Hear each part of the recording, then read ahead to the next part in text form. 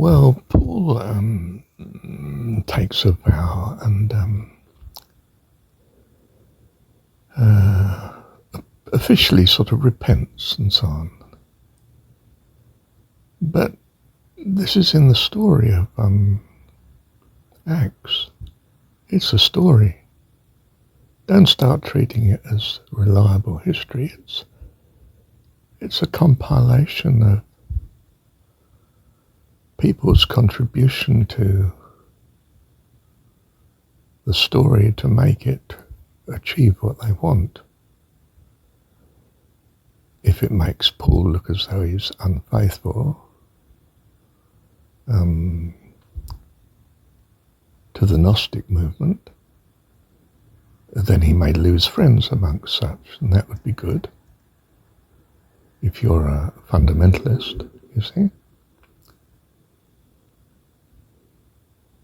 If, on the other hand, he's seen as truly repenting, then he's saying that fundamentalism, in this case we're equating fundamentalism with Judaic law-abiding, Torah, then we're saying the validity of fundamentalism. And that's good too. So it's a win-win situation if we put in the story that Paul repents and makes this vow.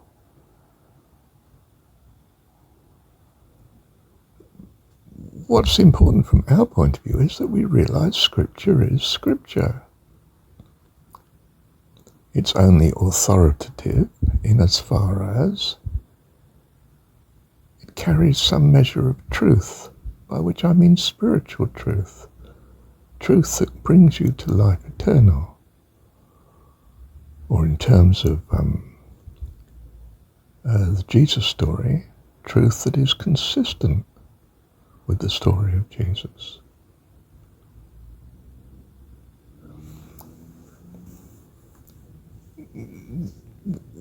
What's taken to be Scripture is not necessarily so.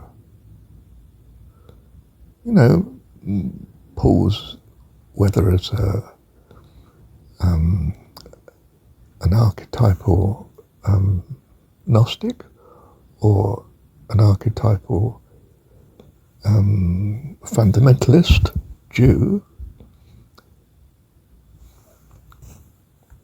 is simply being used to effect a story that achieves the goals of whoever's editing. And that's a compilation of people through time.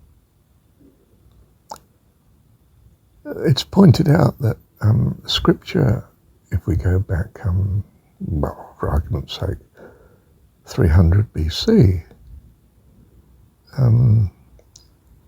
is authoritative. That's why it's called Scripture. It's not called Scripture because it's sacred, utterly reliable, the truth. It's simply authoritative. And the Jewish religion has a history of authoritative writings, of rabbis and so on, down the ages. And they don't all agree with each other. They can't all be right, you see. They simply give their contribution in whatever degree of genuine earnestness that they had, and got it right or wrong according to circumstances, I suppose. Do you see? This notion that the Word, the Scripture, is God-given, unalterable, perfect, divine, sanctified, sacred, the truth, is a relatively new concept to the last couple of thousand years. Stories, whether written or oral, were not that in ancient times. They were myths, tales, inspiration, yes, ideally to good. Sometimes a bit doubtful given the content, isn't it? I mean, how about, God destroying all the world, or telling Joshua to wipe out every man, woman and child in Jericho and Canaan? I mean, really, it just doesn't sound too good, does it? Song of Solomon's not, you've got to be pretty gullible to think of it as totally divine. Okay, let me have a look at this. Of course, if you're a purist from the Jesus point of view as opposed to a Christian, you say, but we're not supposed to make vows. Jesus says categorically, don't do it. It always comes of evil. And we've got a story where Paul's making a vow. The writers are incompetent, you see, to some degree. They've demonstrated in their very story that they're not following Jesus. If you knew what Jesus said. And typically, of course, a Christian doesn't. It gets very confused as to who said what, whether it was Paul or Jesus. And he's mainly fed with what Paul is supposed to have said, according to the story of Paul, the letters and Acts, with a bit of revelation thrown in, so to speak. Okay. Well, quite simply, to follow Jesus is not to follow Paul. They're different in terms of what we're taking as the evidence of such, and we shouldn't be taking it as the evidence of such. In other words, our fundamental fault is worshipping Scripture. We're supposed to worship God. And if you're following the Jesus approach of the Gospels, certainly John, I say certainly, but you know what I mean. Well, the great emphasis is on the approach being that God is your dad. Loving, heavenly, wonderful dad.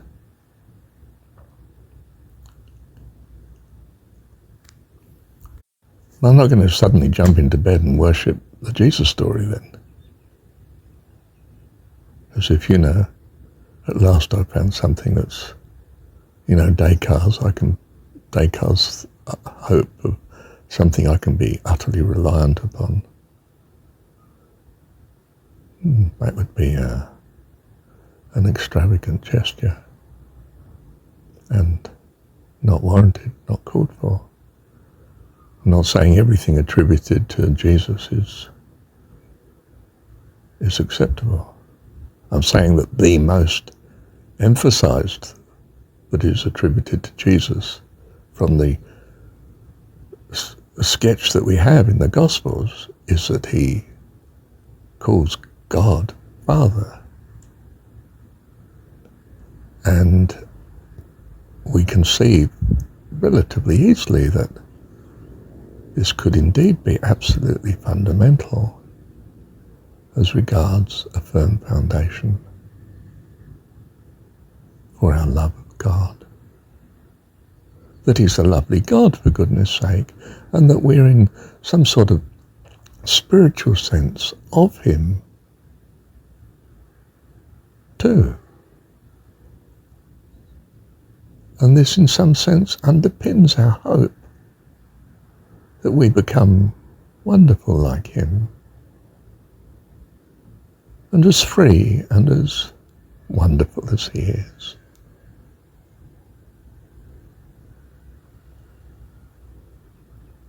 And that's what we value. We can only love what we value by definition. That's what we value. That's what we love. And yes, it's probably because we have gone through the experience of childhood and having more or less parents of some sort, without which we wouldn't have even survived. It's fundamental to us to be drawn to the notion that God is our dad. Are we going to argue this is valid or invalid? just saying it's so. And what's the consequence of accepting that it's so? That you want to see God as your dad, and that's what you value. Or divine mum or dearest friend, but you know what I mean. What's it like living according to this as your central sort of theme, your foundation, the rock on which you stand? If it works, no amount of argument's going to shift you, is it? It works, I tell you. If it doesn't work, no amount of argument's going to convince you it does, because it didn't work for you.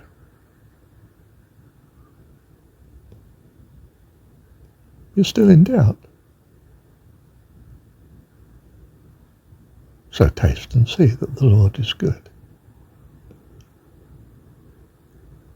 Think of him as Dad.